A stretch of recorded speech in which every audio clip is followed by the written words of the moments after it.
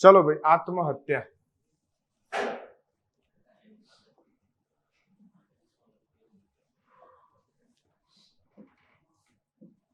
આત્મહત્યા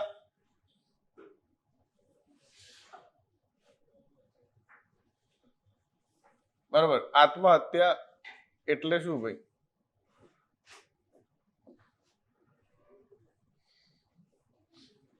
પછી આત્મહત્યા નો પ્રશ્ન કેમ ચર્ચામાં આવ્યો?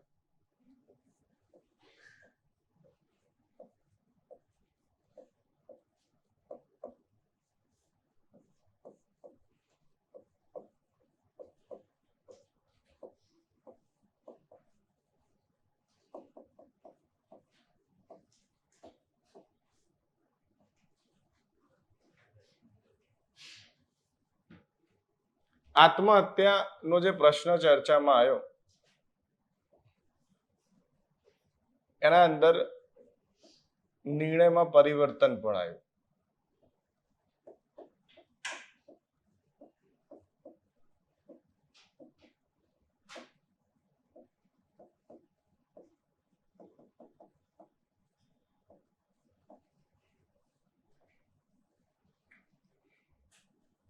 ભાઈ, આત્મહત્યા અને સંથારામાં શું અંતર છે? આ પણ એક મુદ્દો જે છે એ આના સાથે જ શું છે જોવાનો છે આપણે, કે ભાઈ આત્મહત્યા અને સંથારાનો શું મતલબ છે.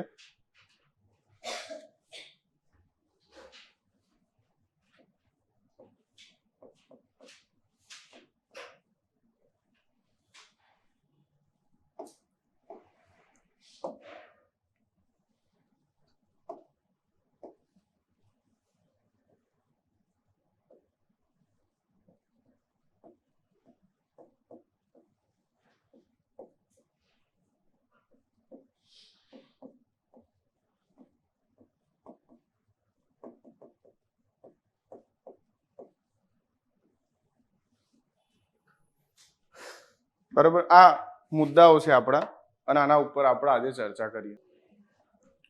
આપણે એવું બધા માનીએ છીએ કે જીવન જે છે એ ખૂબ જ સુંદર છે અને એને સારી રીતે જીવવું જોઈએ.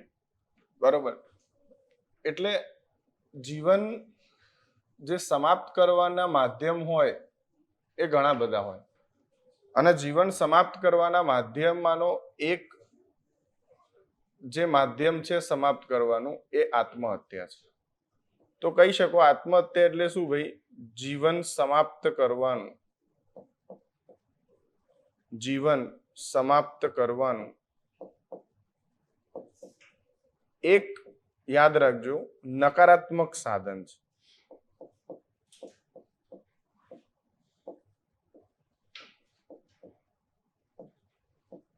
અથવા પદ્ધતિ છે અથવા પ્રકાર છે.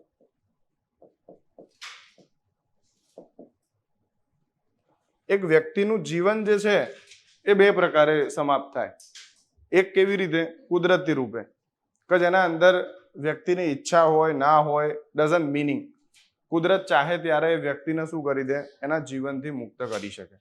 અને બીજો મિનિંગ છે કે કુદરતના હસ્તક્ષેપ વગર મનુષ્ય ચાહે તો પણ એ સ્વ હાથે પોતાના જીવનને શું કરી શકે છે? સમાપ્ત કરી શકે છે. અને એ જે પ્રકાર છે આત્મહત્યા, એ કુદરતી પ્રકાર નથી. એ કયો પ્રકાર છે? માનવ નિર્મિત જીવનને સમાપ્ત કરવાનો પ્રકાર છે.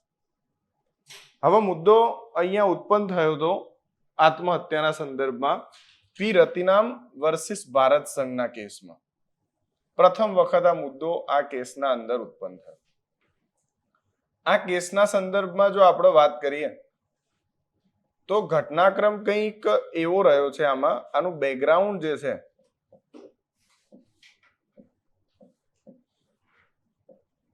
આનું જે બેકગ્રાઉન્ડ છે એ કંઈક એવું રહ્યું કે ભાઈ પી રતિનામ જે છે એ પી રતિનામ એક વ્યક્તિ તરીકે પોતાના જીવનને સમાપ્ત કરવા માંગતા હોય છે અને પી રતિનામ એ આત્મહત્યાનો પ્રયત્ન પણ કર્યો. એટલે પી રતિનામે જ્યારે આત્મહત્યાનો પ્રયત્ન કર્યો તો એ બચી ગયા અને બચી ગયાના કારણે પોલીસે એમની ધરપકડ કરી અને આઈપીસી ની જે ધારા 309 છે એ આઈપીસી ની ધારા 309 અંતર્ગત પી રતિનામને જેલમાં પૂરવામાં આવે. આઈપીસી ની જે ધારા 309 છે બરોબર એના અંતર્ગત પી રતિનામને જેલમાં પૂરવામાં આવે. હવે આઈપીસી ની ધારા 309 ની જોગવાઈ શું છે કે આત્મહત્યા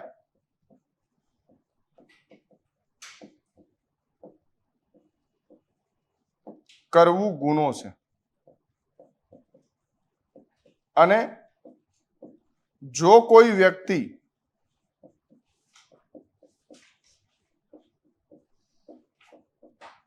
આત્મહત્યા કરતો પકડાય છે તો તેના વિરુદ્ધ ફોજદારી કાર્યવાહી થાય.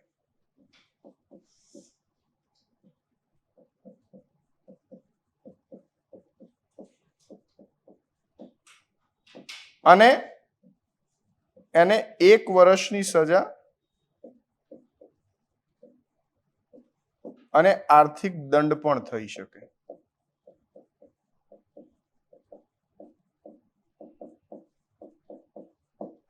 ભાઈ 1 વર્ષની સજા અને આર્થિક દંડ પણ થઈ શકે.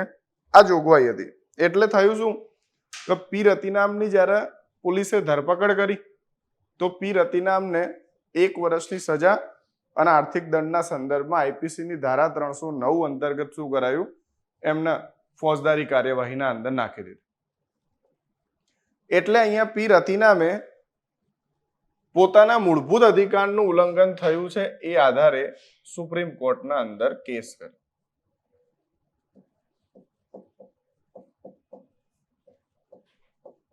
જે પી રતિનામ છે એમને પોતાના ફંડામેન્ટલ રાઇટના ઉલ્લંઘનના આધારે આર્ટિકલ નંબર 32 ક્લાઉઝ 1 ની મદદથી સર્વોચ્ચ ન્યાયાલયમાં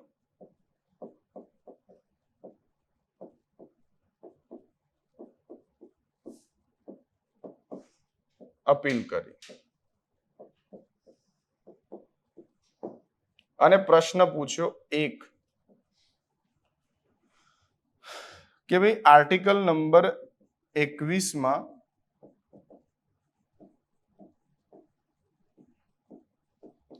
જીવન જીવવાના અધિકાર અંતર્ગત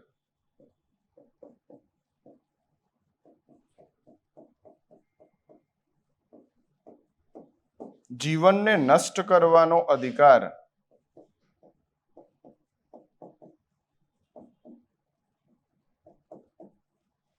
ફંડામેન્ટલ રાઇટ છે.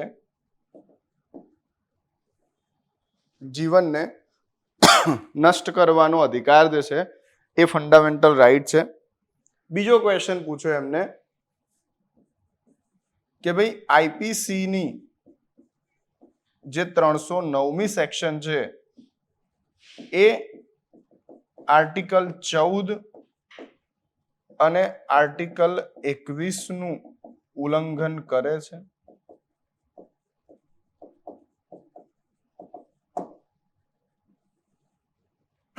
ઉલ્લંઘન કરે છે બરોબર. આ જે છે એ પી રતિનામના કેસના અંદર પૂછાયેલા પ્રશ્નો છે. હવે જે પી રતિનામ છે એ પી રતિનામે અહીંયા આના સંદર્ભમાં પોતાના તર્ક આપ્યા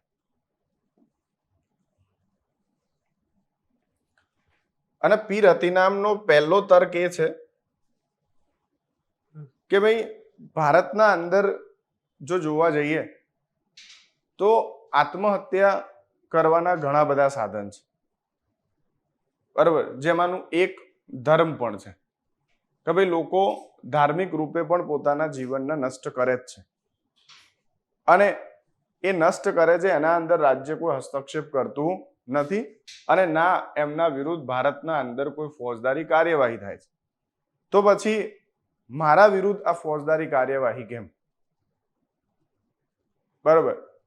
માટે જો આઈપીસી ની ધારા 309 અંતર્ગત જો કોઈ વ્યક્તિ ની ધાર્મિક ક્રિયાવિધિના અંદર ફોજદારી કાર્યવાહી ન થતી હોય તો પછી કોઈ સામાન્ય વ્યક્તિ જો આત્મહત્યા કરે છે તો એના વિરુદ્ધ આઈપીસીની ધારા 309 અંતર્ગત ફોજદારી કાર્યવાહી કેમ કરવામાં આવે? એટલે આ સમાનતાના અધિકારના શું છે? વિરુદ્ધ છે. બીજો તર્ક એ આપે છે કે ભાઈ એક વ્યક્તિ જે છે એ આત્મહત્યાનો પ્રયાસ ત્યારે કરે કે જ્યારે એ ખૂબ જ નિરાશાવાદી જીવનથી પીડિત હોય, એના જીવનના અંદર પ્રકાશની કોઈ કિરણ ના જોવા મળતી હોય અને કહી શકાય કે સંપૂર્ણ એનું જીવન જે છે એ અંધકારથી ડૂબી ગયું હોય, સંકટોથી ઘેરાઈ ગયું હોય, એવી પરિસ્થિતિના અંદર એક વ્યક્તિ જે છે એ આત્મહત્યા કરવાનો પ્રયત્ન કરતો હોય છે. ઇટ મીન્સ છે કે એક વ્યક્તિ ઓલરેડી માનસિક રૂપે શું છે? બીમાર છે.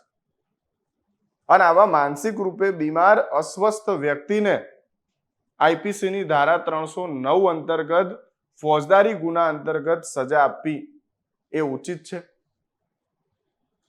આ એનો બીજો તર્ક છે. અને એટલે એનો ક્વેશ્ચન છે, ત્રીજો તર્ક આપે છે કે જેવી રીતે સુપ્રીમ કોર્ટે પોતાના એક નિર્ણયમાં કહ્યું હતું, યાદ કરજો તમે લોકો, મેં તમને કહેલો છે કેસ, કે એક વ્યક્તિને વિચાર અને અભિવ્યક્તિની સ્વતંત્રતાના અંદર અભિવ્યક્તિની સ્વતંત્રતા હોય તો અભિવ્યક્તિ ન કરવાની પણ શું હોય? સ્વતંત્રતા છે. ખબર પડી? તો જો અભિવ્યક્તિ કરવાની અને અભિવ્યક્તિ ન કરવા બંનેની સ્વતંત્રતાઓ અનુચ્છેદ 19 ક્લાઉઝ 1 સબ ક્લાઉઝ એ નો ભાગ હોય તો પછી આર્ટિકલ નંબર 21 અંતર્ગત જીવન જીવવાના અધિકારમાં જીવનને નષ્ટ કરવાનો અધિકાર સામેલ ન હોવો જોઈએ. અને જો જીવનને નષ્ટ કરવાનો અધિકાર એક વ્યક્તિનો મૂળભૂત અધિકાર છે તો પછી આઈપીસીની ધારા 309 કે જે આત્મહત્યા કરવાના પ્રયત્નને ગુનો માને છે એ શું ઉચિત છે કે અનુચિત છે? આની વ્યાખ્યા સુપ્રીમ કોર્ટ કરે. આ બધા તર્ક કોને આપ્યા? પી રતિ નામે, કે જેને આત્મહત્યા કરવાનો પ્રયત્ન કર્યો હતો અને જેના વિરુદ્ધ શું થઈ? ફોજદારી કાર્યવાહી થઈ. હવે સામે ભાઈ સામો પક્ષ કોને મૂકવાનો છે? અહીંયા સરકારને મૂકવાનો છે. તો સરકાર આના અંદર શું પક્ષ મૂકશે પોતાનો? તો સરકારનું અહીંયા કહેવું છે કે ભાઈ આત્મહત્યાનો અધિકાર એક વ્યક્તિને આપવાથી સમાજ વ્યવસ્થાનું જે ચક્ર છે એ ચક્રના અંદર અનૈતિકતા, દુરાચાર અને કાયરતા જેવા પ્રશ્નોના આધારે લોકોનું આત્મહત્યા કરવાનું પ્રમાણ વધી જશે. પછી સરકારનો બીજો તર્ક શું છે? સરકારનો તર્ક છે કે ભાઈ રાજ્યનું કામ જે છે એક વ્યક્તિની ગુણવત્તાયુક્ત જીવનના અંદર વધારો કરવાનું છે. રાજ્યનું કામ કોઈ વ્યક્તિના જીવનને નષ્ટ કરવાનું નથી. રાજ્ય ફક્ત એક વ્યક્તિના જીવનને કાયદાની સ્થાપિત પ્રક્રિયાથી જ શું કરી શકે છે? નષ્ટ કરી શકે છે. રાજ્ય મનમાની રૂપે કોઈ વ્યક્તિના જીવનને નષ્ટ કરવાની સત્તા ધરાવતું નથી અને ના જ રાજ્ય મનમાની રૂપે કોઈ વ્યક્તિને પોતાનું જીવન નષ્ટ કરવાથી પ્રોત્સાહન આપી શકે છે. એટલે કે છે કે ભાઈ રાજ્યના અધિકાર ક્ષેત્રમાં કોઈ વ્યક્તિને આત્મહત્યા કરવાનું પ્રોત્સાહન આપવું એ ઉચિત અધિકાર ક્ષેત્ર નહીં ગણાય. એક તો સરકારનો આ તર્ક છે. ત્રીજો તર્ક સરકારનો એવો છે કે ભાઈ રાજ્યને અધિકાર છે કે તે રેપ, હત્યા વગેરે જેવા ગુનાઓના અંદર એક વ્યક્તિને ફાંસી આપી શકે છે. બરાબર? જો ભારતના લોકોને આત્મહત્યા કરવાનો અધિકાર આપી દઈશું તો પછી એ ફાંસીનું મૂલ્ય ઘટી જશે. ખબર પડી? એ ફાંસીનું મૂલ્ય શું થઈ જશે? ઘટી જશે. તો સામે જે પી રતિનામ છે એનો એક તર્ક હતો કે વર્તમાન પ્રગતિશીલ સમાજના અંદર બ્રિટન જેવા દેશોએ પણ આત્મહત્યા એક ગુનો છે એવા એના 1961ના કાયદાને રદ કરી નાખ્યો છે. અને બ્રિટનના અંદર આજે આત્મહત્યા એ ગુનો નથી, પરંતુ આત્મહત્યાના સંદર્ભમાં જે વ્યક્તિ પ્રભાવી હોય એને એ લોકો મેડિકલ ચેકઅપ તેમજ અન્ય પ્રકારની સહાયતાઓ ઉપલબ્ધ કરાવીને સ્વસ્થ કરવાનો પ્રયત્ન કરે છે. અને જો ભારતના બંધારણ, ભારતના આઈપીસીના અંદર જૂનો આઈપીસી, અત્યારે તો બદલાઈ ગયું, જૂના આઈપીસીની ધારા 309ના અંદર આજે પણ આત્મહત્યા કરવું એ ગુનો હોય તો ભારત પોતાની પરંપરાઓથી ઉપર આવી અને નવા દેશની વિચારધારામાં સામેલ નથી થતું. આ પણ પી રતિનામના શું છે, બધા તર્ક છે. હવે તમે બંને તર્ક મેં ગયા, બરાબર. આ બંને તર્ક સાંભળ્યા પછી સુપ્રીમ કોર્ટના આના ઉપર જજમેન્ટ આપવાનું. એટલે સુપ્રીમ કોર્ટે આના ઉપર પોતાનું જજમેન્ટ બહુમતીથી આપ્યું.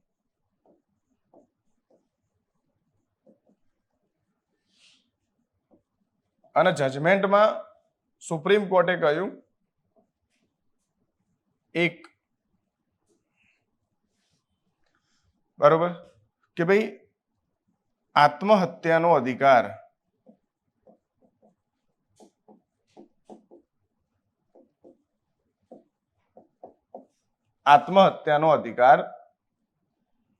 આર્ટિકલ નંબર 21 અંતર્ગત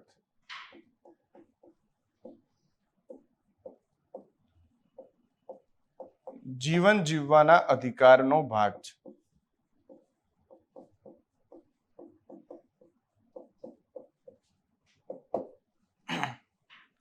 જે પ્રકારે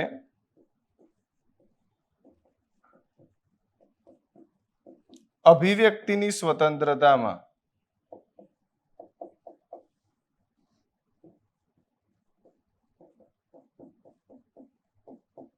ન અભિવ્યક્તિ કરવાનો અધિકાર શામિલ છે,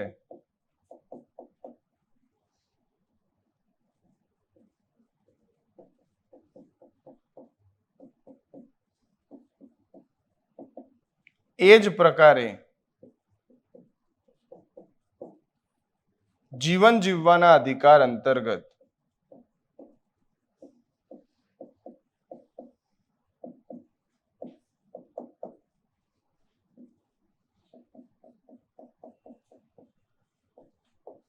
જીવનને નષ્ટ કરવાનો અધિકાર પણ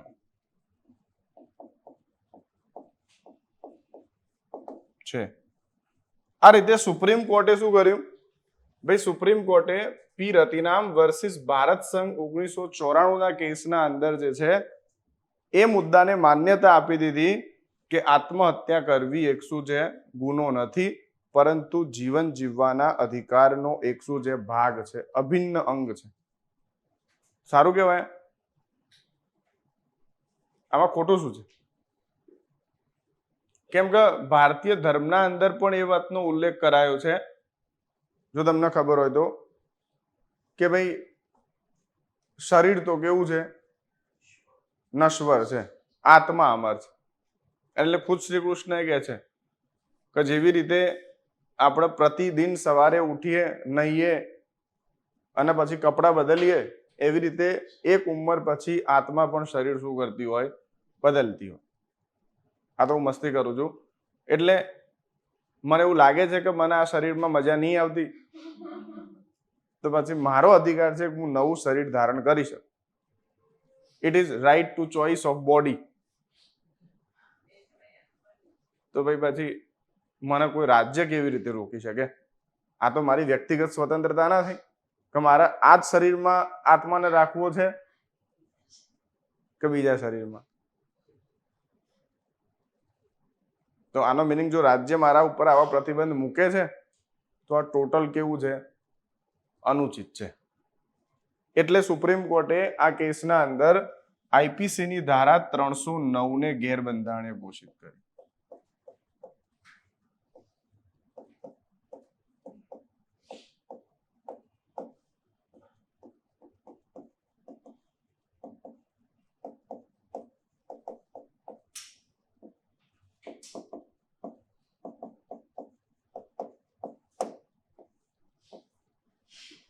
આઈપીસી ની ધારા 309 ને શું કરી દીધી? ગેરબંધારણીય ઘોષિત કરી દીધી ભાઈ સુપ્રીમ કોર્ટે. તો પહેલો કેસ જે આપણો જોયો આત્મહત્યામાં,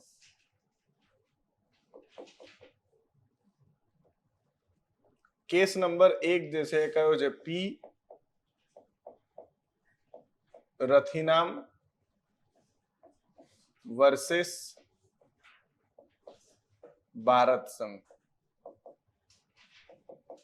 1994. મેં શું કહ્યું આના અંદર? પ્રશ્ન શું આવ્યો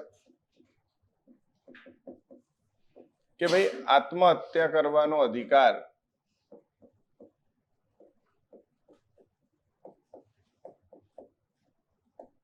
આત્મહત્યાનો અધિકાર આર્ટિકલ 21 નો ભાગ છે. બીજો પ્રશ્ન શું આવ્યો ભાઈ?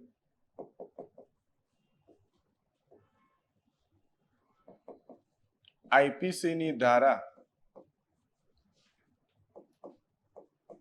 309 આર્ટિકલ 14 અને આર્ટિકલ 21 નું ઉલ્લંઘન કરે છે. પ્રશ્ન નંબર 3 શું હતો? આઈપીસી ની ધારા 309 ને ન્યાયાલય ગેરબંધારણીય ઘોષિત કરશે.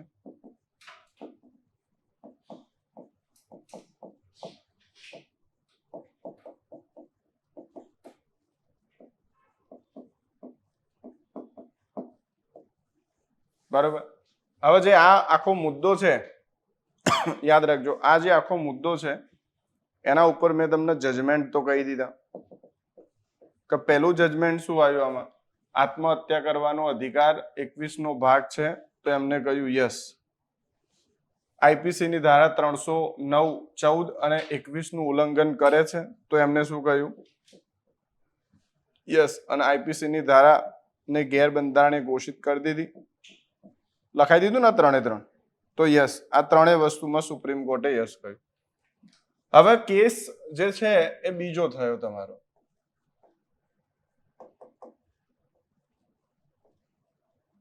અને કેસનું નામ છે જ્ઞાનકોર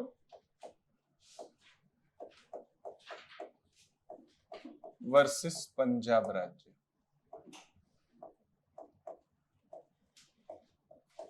$1996.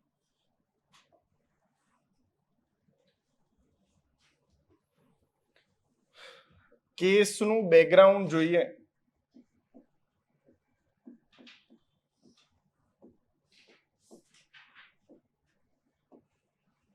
તો કેસની ઘટના કઈ એવી છે કે આમાં 3 પાત્રો છે.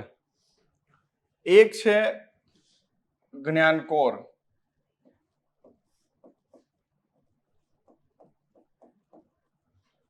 બીજું છે એના હસબન્ડ હરબંસ કૌર,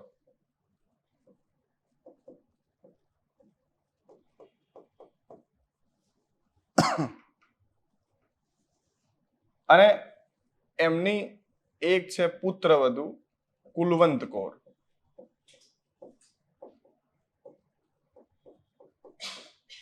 આ ત્રણના ઇર્દ ગિર્દ આ કેસ જે છે એ ચાલે છે. જ્ઞાનકોર અને હરબંસ કૌર જે છે એ પતિ પત્ની છે અને જે કુલવંત કૌર છે એ પુત્રવધુ છે અને ઘટના દહેજની છે. બરોબર. એટલે એમનો જે પુત્ર હોય છે એની આ કુલવંત કૌર પ્રથમ પત્ની હોય છે, પણ દહેજના અંદર બહુ પૈસા ને એવું લઈને નહીં આવ્યા હોતા. એટલે આ કુલવંત કૌર અને હરબંસ કૌર જે છે એ એમને રોજ પેલી ટીકા ટિપ્પણી કરતા હોય છે અને અતિરિક્ત દહેજની શું કરતા હોય છે? માંગ કરતા હોય છે. એક દિવસ તો એને એટલા સુધી ધાક ધમકી આપી દે છે કે ભાઈ જો તું અતિરિક્ત દહેજ નથી લાવતી તો અમે અમારા પુત્રના બીજા મેરેજ કરાવી દઈશું અને એવી છોકરી જોડે કરાવીશું કે જે વધારે દહેજ લઈને શું કરી શકે, આવી શકે. અને એના સાથે સાથે પ્રોત્સાહન આપતા હોય છે કે ભાઈ તારા આત્મહત્યા કરી લેવી જોઈએ. બરાબર. અને જેના કારણે કુલવંત કૌર આત્મહત્યા કરી દે છે. અને આ મુદ્દો સીધો સુપ્રીમ કોર્ટમાં જાય છે. હવે સુપ્રીમ કોર્ટના અંદર જે જાય છે મુદ્દો, એમાં અપીલ થાય છે.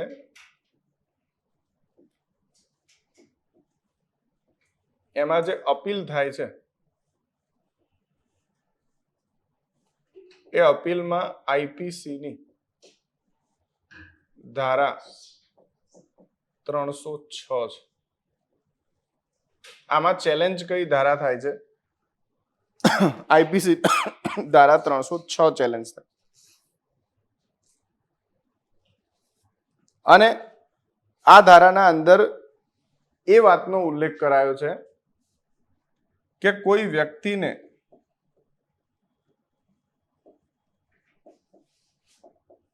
વ્યક્તિને આત્મહત્યા કરવામાં પ્રોત્સાહન આપવું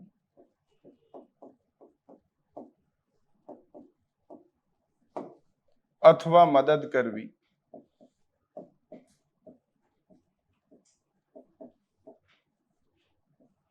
ગુનો છે. કોઈ વ્યક્તિને આત્મહત્યા કરવામાં પ્રોત્સાહન આપવું અથવા મદદ કરવી એ શું છે? ગુનો છે. અને હરબંદ કૌર અને જ્ઞાનકૌર જે છે એ અહીંયા અપીલ કરે છે.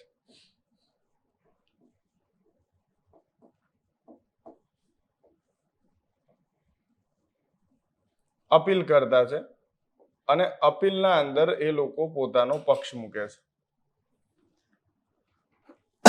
અને પક્ષના અંદર એમનું કહેવું છે કે ભાઈ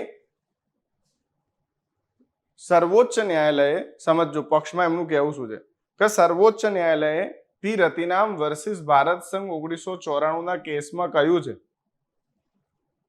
કે આત્મહત્યા કરવું એ અનુચ્છેદ 21 ના અંતર્ગત મૂળભૂત અધિકાર છે. બરાબર. તો જો કોઈ વ્યક્તિ કે જે આત્મહત્યા કરવાથી ડરે છે, એ વ્યક્તિનો ડર દૂર કરી અને એને આત્મહત્યા કરવા માટે પ્રેરિત કરવું એ મૂળભૂત અધિકાર નથી. એની મદદ કરવી, એને પ્રોત્સાહન આપવું, શું આ મૂળભૂત અધિકાર ના હોવો જોઈએ? સાચું જ છે ને એનું? એ ખોટું શું છે?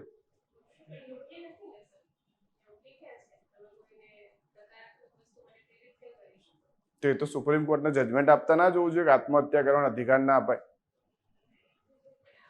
તો ભાઈ એનો તર્ક એ ખોટો નથી. ખબર પડી ને? એટલે એ કે છે કે જો આઈપીસી ની ધારા 309 ને સુપ્રીમ કોર્ટે એ આધારે રદ કરી કે આત્મહત્યા કરવું એ ગુનો નથી, તો પછી આત્મહત્યા કરવામાં પ્રોત્સાહન આપવું એ કેવી રીતે ગુનો છે?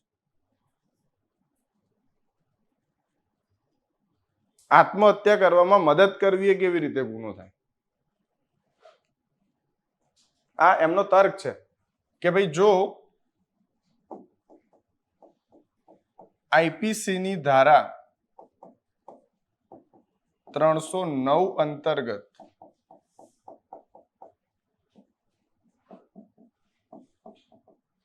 આત્મહત્યા કરવું ગુનો નથી, તો પછી આઈપીસી ની ધારા 306 અંતર્ગત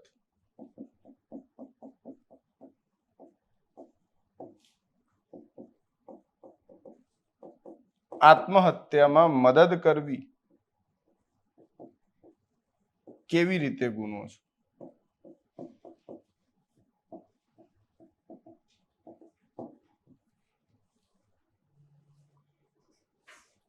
આ ક્વેશ્ચન છે.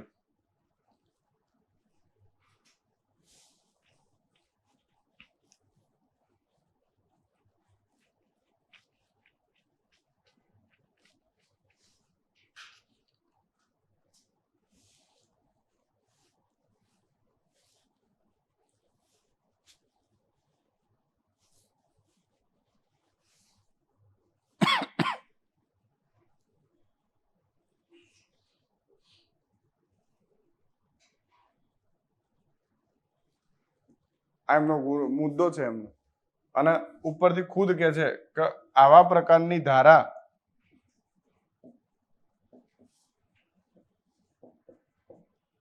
સુપ્રીમ કોર્ટના 1994 ના નિર્ણયના વિરુદ્ધ છે.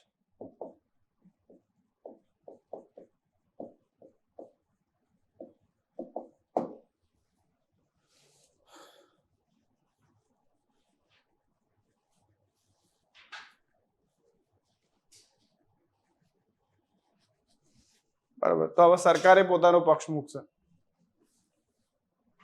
તો સરકારે શું કહ્યું ભાઈ?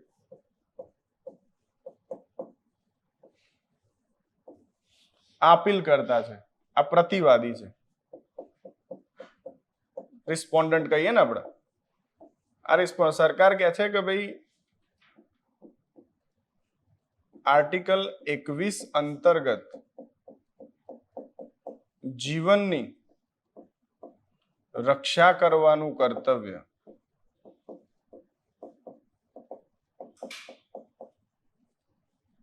રાજ્યનો અધિકાર છે. માટે આઈપીસી ની ધારા 306 માન્ય છે. આ કઈ ખોટી નથી. ભાઈ રાજ્યનું એવું કહેવું છે કે it's a duty of state to protect the life of people. કોઈ પણ પ્રકારના વ્યક્તિનું જીવન હોય તો એ જીવન બચાવવાનું કર્તવ્ય કોનું છે? રાજ્યનું છે. અને રાજ્ય આ કામ કરવા માટે જો આઈપીસી ની ધારા 306 નો ઉપયોગ કરે છે તો એ અયોગ્ય નથી. બરાબર. બીજો મુદ્દો છે કે રાજ્ય જે છે એ કોઈ પણ પ્રકારના વ્યક્તિના જીવનને કાયદાની સ્થાપિત પ્રક્રિયાથી સમાપ્ત પણ કરી શકે છે અને કાયદાની ઉચિત પ્રક્રિયાથી કાયદાની સ્થાપિત પ્રક્રિયાથી બચાવી પણ શકે છે. અને આઈપીસી એ એવો કાયદો છે કે જે એક વ્યક્તિના જીવનને બચાવવા માટે બન્યો છે, માટે એની કોઈ પણ ધારા અનુચિત નથી. આવું રાજ્યનું કહેવું છે. હવે આ બંને પક્ષ સાંભળ્યા પછી સુપ્રીમ કોર્ટને જજમેન્ટ લેવાનું છે. તો જુઓ સુપ્રીમ કોર્ટનું જજમેન્ટ શું છે?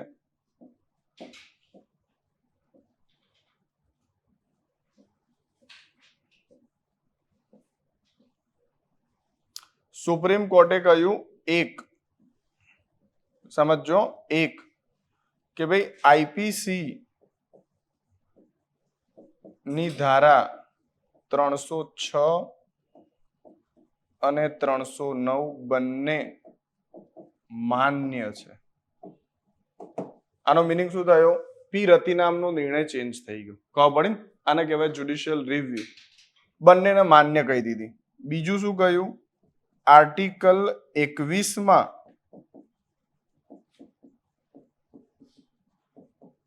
આત્મહત્યાનો અધિકાર સમાવિષ્ટ નથી થતો.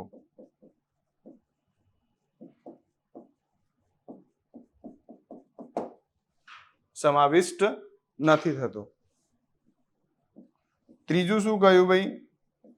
આત્મહત્યા કરનાર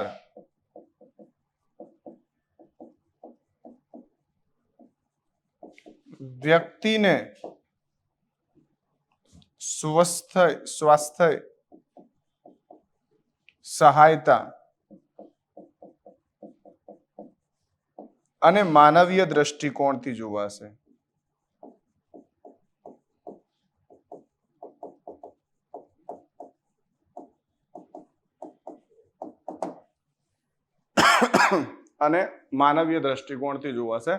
આ રીતે કહી અને સુપ્રીમ કોર્ટે એ બાબતને રદ કરી નાખી કે ભારતના અંદર આત્મહત્યા કરવું એ શું છે?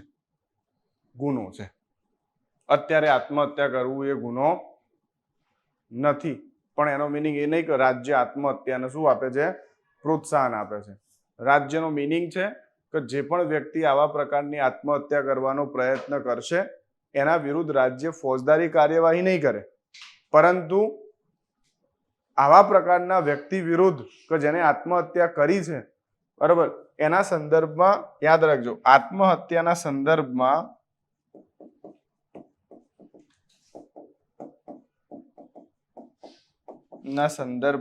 કાર્યવાહી આઈપીસીની ધારા, જૂની ધારા 306 અંતર્ગત થશે. 309 અંતર્ગત નહીં થતી હવે, આ યાદ રાખજો.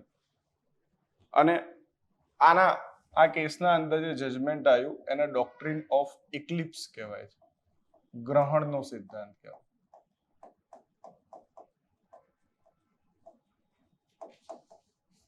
આને શું કહેવાય? ગ્રહણનો સિદ્ધાંત કહેવાય છે. ગ્રહણનો સિદ્ધાંત કેમ? તો સમજો, આ સૂર્ય છે, આ પૃથ્વી છે, અને અહીંયા ચંદ્ર આવી જાય વચ્ચે, તો આપણે શું કહીએ? સૂર્યગ્રહણ થયું, બરોબર. પણ ચંદ્ર તો એવું નહીં, ત્યાં જ ઉભો રહે છે, શું થઈ જાય? પાછો ફરી જાય એટલે પાછું સૂર્યગ્રહણ સમાપ્ત થઈ જાય. તો અહીંયા શું છે? આ સમજી લો કે સુપ્રીમ કોર્ટ છે, બરોબર. આ સુપ્રીમ કોર્ટ છે. અહીંયા જે છે ને એ તમારું બંધારણ છે, અને આ આઈપીસી ની ધારા 309 છે. હવે સુપ્રીમ કોર્ટે શું કર્યું? પહેલા જજમેન્ટ આપ્યું કે ભાઈ આ ગેરબંધારણીય છે, પાછું જજમેન્ટ આપ્યું કે ભાઈ આ શું છે? બંધારણીય છે. આનો મિનિંગ શું છે કે જેવી રીતે સૂર્ય અને પૃથ્વીના વચ્ચે ચંદ્ર આવવાથી ગ્રહણ થાય, એવી રીતે સુપ્રીમ કોર્ટના એક નિર્ણય આપવાથી કેટલાક સમય 2 વર્ષ માટે આઈપીસીની ધારા 309 શું થઈ ગઈ? સુપ્રીમ કોર્ટના નિર્ણય નીચે ઢંકાઈ ગઈ, એટલે ગ્રહણ લાગી ગયું. પાછું જ્ઞાનકોરમાં સુપ્રીમ કોર્ટે જજમેન્ટ શું કરી નાખ્યું? બદલી નાખ્યું, એટલે પાછું ધારા શું થઈ ગઈ? એક્ટિવ થઈ ગઈ. આને ગ્રહણનો સિદ્ધાંત કહેવાય. એટલે સુપ્રીમ કોર્ટના જજમેન્ટના કારણે કેટલાક સમય સુધી કોઈ બંધારણીય જોગવાઈ અથવા કોઈ સંસદનો કાયદો ની કોઈ જોગવાઈ શું થઈ જાય? ઇનવેલિડ થઈ જાય. પરંતુ પાછું જજમેન્ટ બદલવાથી શું થાય? વેલિડ થઈ જાય. તો એવા પ્રકારના સુપ્રીમ કોર્ટના નિર્ણયને ડોક્ટ્રિન ઓફ ઇક્લિપ્સ કહેવાય. ખબર પડશે કે નહીં? આ યાદ રાખજો. અને આ તમારું જજમેન્ટ છે. હવે કેસ નંબર 3 થયો ભાઈ. તો જો કેસ નંબર પહેલો શું છે?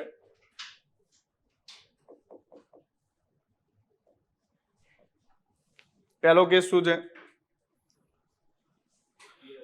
પી રતિનામ વર્સિસ ભારત સંઘ 1994.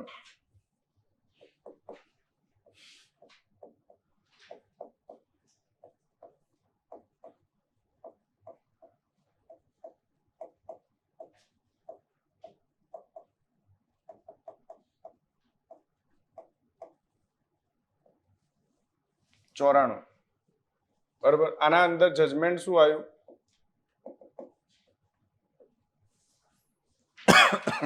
કે ભાઈ આઈપીસી ની ધારા 309 કેવી છે? ગેરબંધારણીય છે. બીજું જજમેન્ટ શું આવ્યું? આર્ટિકલ 21 માં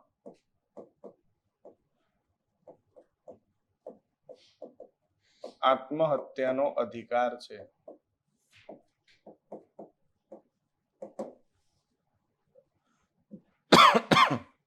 પછી કયો કેસ થયો ભાઈ? જ્ઞાનકોર વર્સિસ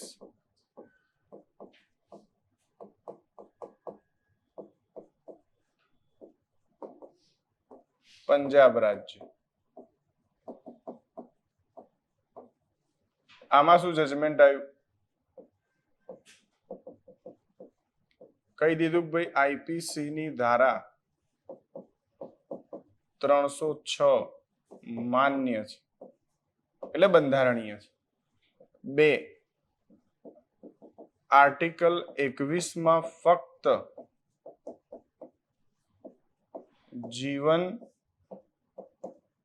જીવવાનો અધિકાર છે.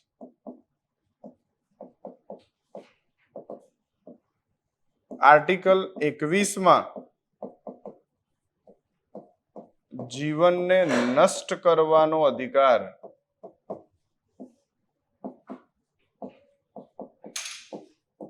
ફંડામેન્ટલ રાઈટ નથી. હવે છેલ્લો કેસ છે કેસ નંબર 3. કયો હતો ભાઈ? નિખિલ સોની વર્સિસ ભારત સંઘ.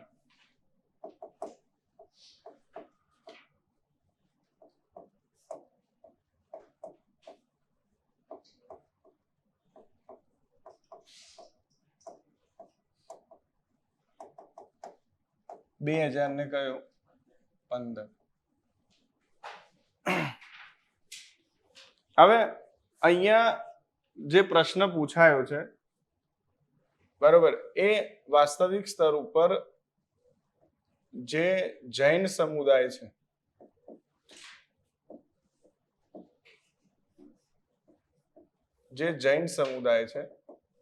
એ જૈન સમુદાયના અંદર સંથારો લેવાય અથવા સંલેખ ના લેવાય. બરોબર. અને આ જે સંથારો અને સંલેખના છે એ પણ નિખિલ સોનીનો એવો તર્ક છે કે ભાઈ આત્મહત્યાનો જ એક શું છે પ્રકાર છે. તો આપણો પ્રશ્ન, તમે તો જૈન સંપ્રદાય બધા ભણી ગયા ને, જૈન ધર્મ બરોબર, તો જે જૈન ધર્મ છે એ બૌદ્ધ ધર્મ કરતા, તમે આપણે મેન્સમાં ક્વેશ્ચન લખાઈ ગયા કે ભાઈ બહુ જ કઠોર છે બરોબર, અને એના અંદર ઘણા બધા નિયમો એટલા રૂઢિચુસ્ત છે કે જેને પાળવા એ આપણા માટે શું છે, મુશ્કેલ છે. તો અહીંયા પ્રશ્ન એ છે કે ભાઈ સામાન્ય કહીએ તમને લોકોને, સંથારો એટલે શું? તમને સરે ચલાવ્યું હોય તો બોલો. સનો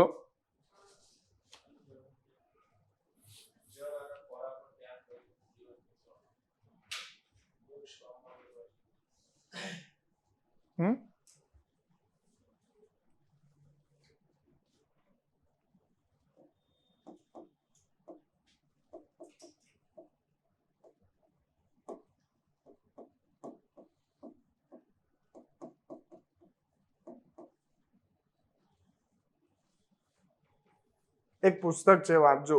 સંલેખના ઇઝ નોટ અ સુસાઇડ.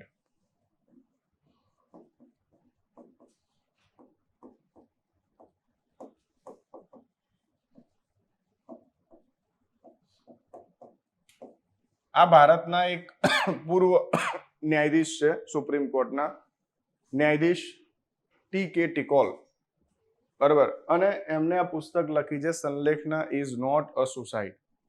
તો મને તમે લોકો એ બાબતથી અવગત કરાવો. કઈક વ્યક્તિ જે છે બરોબર, એના જોડે પૈસા નથી અને એ લોન લીધી છે અને આર્થિક પ્રેશરમાં એટલો બધો છે કે હવે એને એવું લાગે છે કે એ વ્યક્તિ આ આર્થિક જે એના ઉપર જવાબદારી આવી છે, બોજ આવ્યો છે, એનાથી કદી પણ બહાર નહીં નીકળી શકે. એના જોડે સંપત્તિ વેચવા માટે કશું નથી અને અંતિમ ઉપાયના રૂપમાં આત્મહત્યા કરવાનો નિર્ણય લે છે.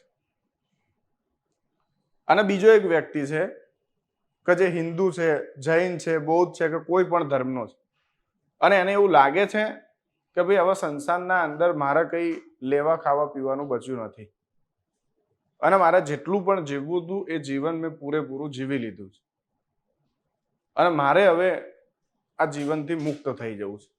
અને એ વ્યક્તિ પણ સમાધિ, સંથારો, સંલેખના ખબર પડી ના માધ્યમથી પોતાના જીવનને અંત કરવાનો નિર્ણય લે છે.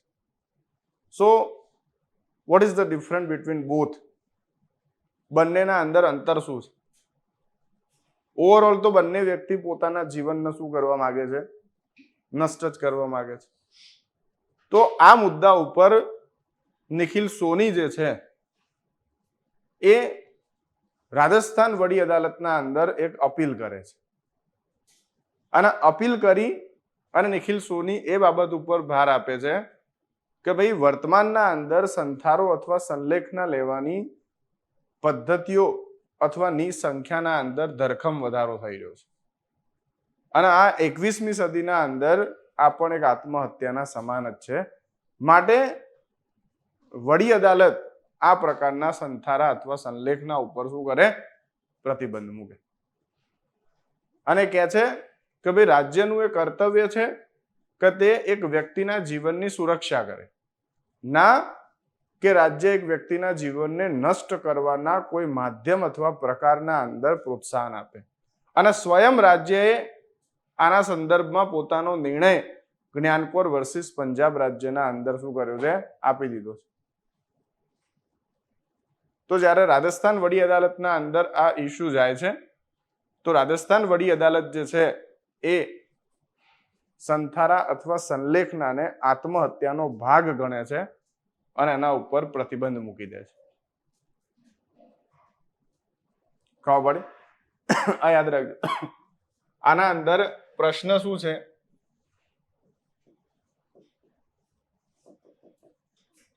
કે ભાઈ સંથારો અથવા સંલેખના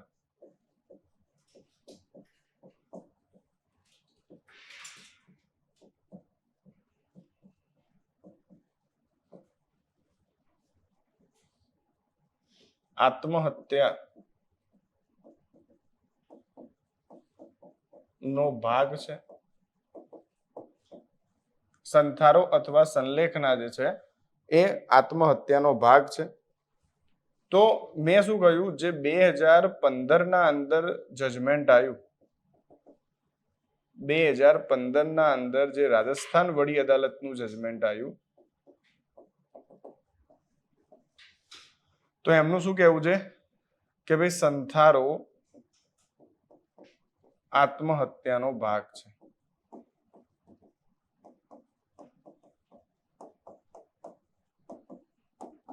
માટે આઈપીસી ની ધારા 306 અંતર્ગત તે ગુનો છે, આવું સુપ્રીમ કોર્ટે કહ્યું. પણ રાજસ્થાન હાઈકોર્ટના આ નિર્ણયને 2016 અંદર સુપ્રીમ કોર્ટમાં ચેલેન્જ કર્યો અને સુપ્રીમ કોર્ટે રાજસ્થાન હાઈકોર્ટના નિર્ણયને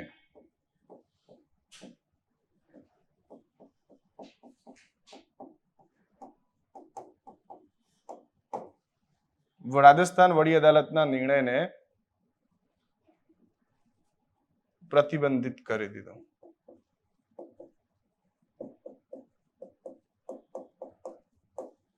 અને સંથારાને માન્યતા આપી દીધી.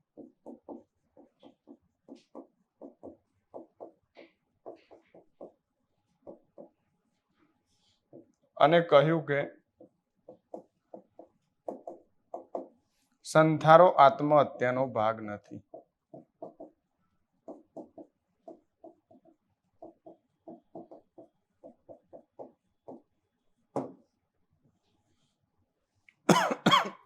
અને કહ્યું કે સંથારો જે છે એ આત્મહત્યાનો ભાગ નથી.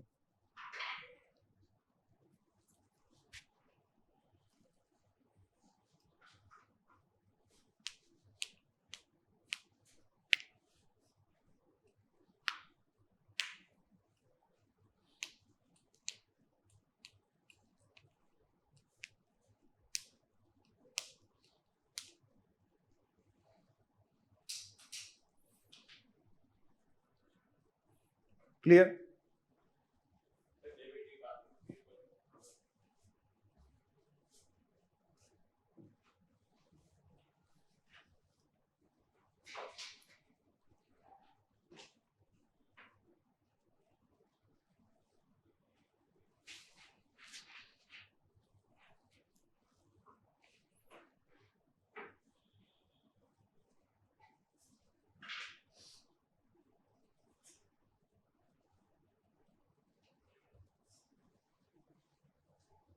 થઈ ગયું?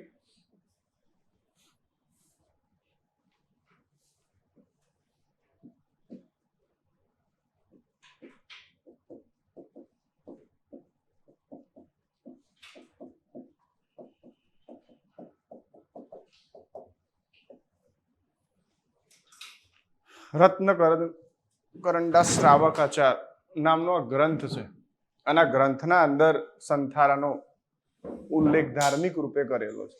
હવે આમાં છે શું સ્થિતિ કે જે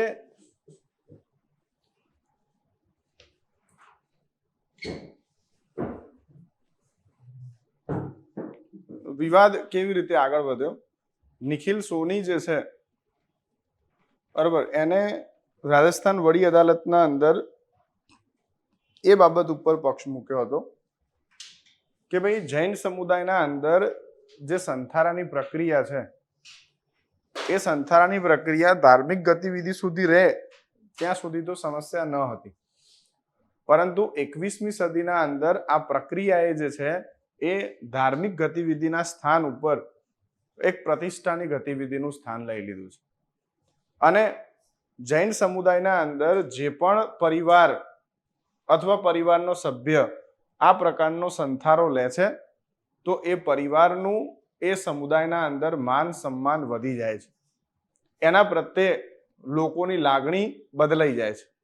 અને એટલે કોઈ પણ પ્રકારનો જૈન સમુદાયનો વ્યક્તિ જે છે એ વર્તમાનના અંદર આ પ્રક્રિયાને પ્રોત્સાહન આપવા માટે શું છે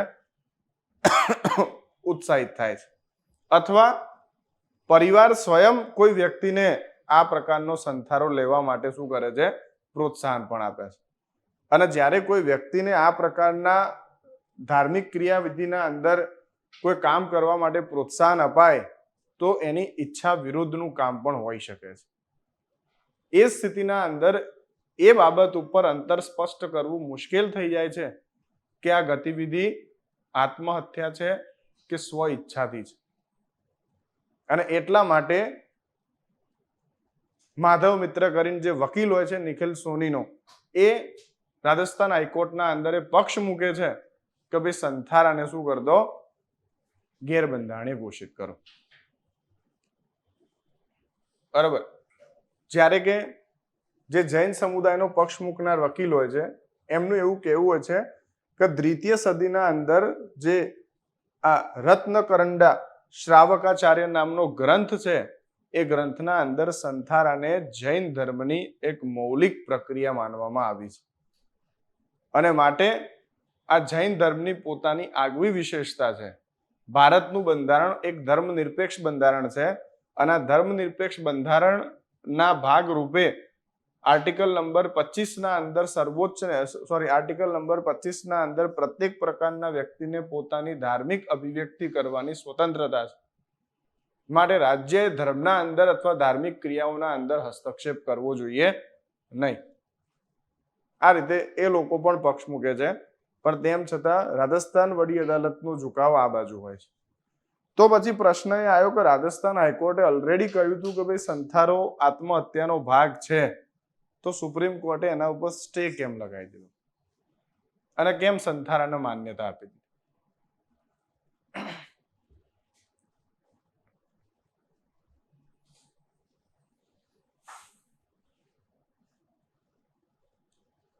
તો પહેલો પ્રશ્ન, સંથારો એટલે શું?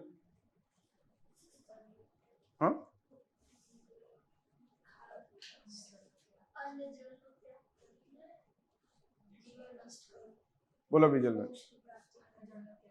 સચિન.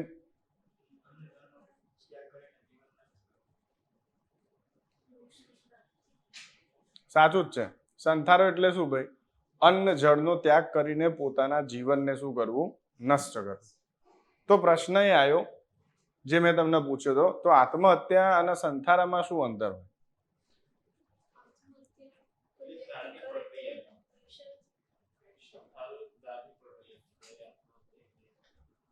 નૈતિક પ્રક્રિયા. હા,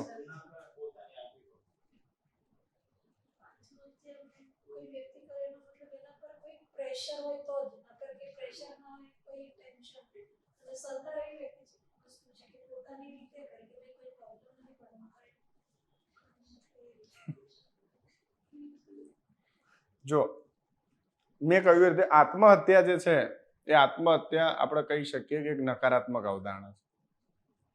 સંથારો જે છે, આ મેં નહીં કીધું, આ તો અંદર જે પક્ષ મુકાયા છે એની વાત કરું છું. ના, સાહેબ કે મેં કશું, હું તો એ જ કહેતો હોય કે જે અંદર વકીલોએ શું કર્યા છે, પોતાના પક્ષ મૂક્યા હોય. સંથારો જે છે એ એક સકારાત્મક અભિવ્યક્તિ છે એવું વકીલનું કહેવું છે. આત્મહત્યા જે છે એક નકારાત્મક અભિવ્યક્તિ છે. કેવી રીતે સર? તો આત્મહત્યા એક વ્યક્તિ ત્યારે કરતો હોય છે કે જ્યારે એ વ્યક્તિ કોઈ પણ પ્રકારના નિષ્ફળતાથી ડરતો હોય, બરાબર, ત્યારે આત્મહત્યા કરે. હવે કઈ રીતે? માની લો કે બીજલબેન જીપીએસસીમાં પાસ થવાની નિષ્ફળતાથી ડરે છે. જોકે એમના પરિવારનું એમના ઉપર પ્રેશર છે કે ભાઈ તારે જીપીએસસી કાઢવી જ પડશે, પણ એમને ખબર છે કે એમની એટલી મહેનત નહીં થઈ કે આ વર્ષે નીકળશે, બરાબર. જોકે પરિવાર રોજ 2 ફોન કરીને એમને આ વસ્તુ કહે છે.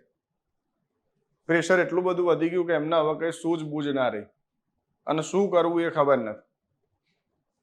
એવી સ્થિતિના અંદર એમને ન્યૂઝમાં ક્યાંક જોયું કે એક વ્યક્તિ એવો હતો જે જીપીએસસી પાસ ના કરી શક્યો, તો એને આત્મહત્યા કરી લીધી. એનાથી એ વિડીયોથી એમને પ્રેરણા મળી અને બીજલબેન અટ્રિયાના 4થા માળે ચડીને કૂદી ગયા, બરાબર. માથું ફૂટી ગયું ને શું થઈ ગયા? અવસાન પામે. તો ઓવરઓલ શું થયું? આત્મહત્યાથી થયું એ કે દેખાદેખીથી આનો વિસ્તાર વધશે. એટલે લોકોના આત્મહત્યાનો પ્રકાર જુઓ તમે, એટલે આત્મહત્યાના નેચર જુઓ. હવે પબજીમાં ચિકન ડિનર ના થયું, આત્મહત્યા કરી દીધી, ખબર છે ને? પબજી ગેમ તો ખબર છે ને? ગેમ આમ જીતવા જ આવ્યા હતા અને આપણે પેલા કોઈને મારી ના ગયા, વ્યક્તિ એટલો બધો ચિંતામાં આવી ગયો કે ત્યાં જ હાર્ટ એટેક આવી ગયો, અથવા 2-4 મિત્રો કહ્યું તને તો રમતા નહીં આવતું, જ મરી ગયા, પેલો કૂદી ગયો. હા, આવું તો થયેલું છે આમાં તો, આ ગેમમાં કેટલા એ લોકો આવું ને આવું સમા હતું. એટલે કહેવાનો મિનિંગ આ રીતે, પણ આ તો ખાલી એક એક્ઝામ્પલ આપું છું તમને. પછી એ જ રીતે શું થયું? 10મા ધોરણના અંદર 95% ના આવ્યા, કૂદી ગયા. એ જ રીતે તમે જોયું નહીં, 5 કિલોમીટર દોડાયું નહીં, કૂદી ગયા. એટલે સૌથી વધારે આત્મહત્યા વ્યક્તિ શૈક્ષણિક સ્તર ઉપર કરે. એ જ રીતે કઈ દે, કૃષક વરસાદ ના આવ્યો, આત્મહત્યા. ખબર? તો લોકો શું કરે? આર્થિક દબાવમાં, શૈક્ષણિક દબાવમાં, બરાબર, એગ્રીકલ્ચર સેક્ટરમાં, ઇન્ડસ્ટ્રીમાં, સર્વિસ સેક્ટરમાં, દરેક જગ્યાએ લોકો આત્મહત્યા કરે. એનું એક કારણ શું હોય કે ભાઈ એ જે માપદંડ હતા એ માપદંડ પૂરા કરી શકતા નથી અને એમને નિષ્ફળ જવાનો ડર છે. એમના સમાજના અંદર પોતાની પ્રતિષ્ઠા ગુમાવવાનો શું છે? ડર છે. એટલા માટે એ લોકો શું કરી નાખે? આત્મહત્યા કરે. પણ આવા લોકોના આત્મહત્યા કરવાથી એવી ઘટનાઓના સાથે જોડાયેલા બીજા લોકો પણ આના આ પદ્ધતિને શું કરે છે? રિપીટ કરે. એટલે આત્મહત્યા એક નકારાત્મક અવધારણા છે. કેમ કે બીજા વ્યક્તિને એ પ્રેરણા નથી આપતી કે એને કેવી રીતે આમાંથી બહાર આવવું જોઈએ, પરંતુ એ પ્રેરણા આપે છે કે આનો અંતિમ ઉપાય હાથ છે. એટલે એ નેગેટિવ અવધારણા છે. હવે બીજી બાજુમાં સંથારો એ આત્મહત્યાનો ભાગ નથી, તો એના પાછળનું લોજિક આપતા શું કહે છે? એક કે ભાઈ સંથારો એક વ્યક્તિ ત્યારે જ લેવાનો નિર્ણય લે કે જ્યારે પુખ્ત ઉંમરનો હોય. જ્યારે કે આત્મહત્યાના સંદર્ભમાં ઉંમરનું કોઈ પેરામીટર કામ કરતું નથી. બીજો મુદ્દો, આ સંથારો લેવા માટે એ વ્યક્તિને પરિવાર અથવા એ પરિવાર કે જેનો કોઈ ગુરુ હોય એની મંજૂરી લેવી જરૂરી પડે છે, બરાબર. ગુરુ અને પરિવારની મંજૂરી વગર સંથારાની પ્રક્રિયા શરૂ ન થાય, બરાબર. ત્રીજો મુદ્દો, સંથારો લેવા માટે લે એટલે એને અન્ન અને જળનો ત્યાગ કરવાનો હોય છે. ખબર પડી? આનો મિનિંગ છે કે 2 ઘટનાઓ. એક તો બીજલબેન 4થે માળથી કૂદી ગયા, ખબર પડી? અને બીજે માળ આયા અને મને લાગ્યું કે મારે આત્મહત્યા નહીં કરવી, તો શું થશે? કઈ બચશે? પણ માની લો કે ભાઈ મોરીએ સંથારો લીધો, 5 દિવસ થયા, એને લાગ્યું કે પિઝા ખાવા પડશે. સંથારામાં શું છે, તમે નિર્ણય બદલવાની ક્ષમતા ધરાવો છો, આમાં એ પોસિબિલિટી નથી. ત્રીજો મુદ્દો, બરાબર, આત્મહત્યા કરવું એ વાસ્તવિક સ્તર ઉપર સુપ્રીમ કોર્ટનું કહેવું છે કાયરતાની નિશાની નથી. કેમ કે કાયર વ્યક્તિઓ કદી આત્મહત્યા કરી જ ના શકે, પણ એ એક સમસ્યા છે કે જેને ફેસ નહીં કરી શકતા. આ યાદ રાખજો. સંથારો લેવો એ તો એનાથી પણ મોટી ખબર દ્રઢતાની નિશાની. ઉદાહરણ તરીકે તમે કંઈક લખતા હોય અને પેન વાગી જાય ને થોડું લોહી આવે, બરાબર, તોય આપણે લોકો શું કરીએ? ધનુરનું ઇન્જેક્શન લઈ આવીએ. ઉભો અત્યારે, બરાબર. જ્યારે કે આત્મહત્યાના અંદર તો વ્યક્તિએ શું કરવાનું હોય? પ્રતિદિન ભૂખ્યા રહી અને પોતાના જીવ અને શરીરને અલગ થતું જોવાનું હોય. ખબર? એટલે તમે લોકો એક પરિકરની અણી અથવા એક સોય વાગે તો એ ઊંચા નીચા થઈ જતા હોય, તો પછી પેલામાં તો પ્રતિદિન અન્નજળનો ત્યાગ કરી અને જીવનને નષ્ટ કરવું એ કેટલું મુશ્કેલ હશે. એટલે સિમ્પલ મુદ્દો છે, સંથારો કોઈ સામાન્ય વ્યક્તિ ના લઈ શકે.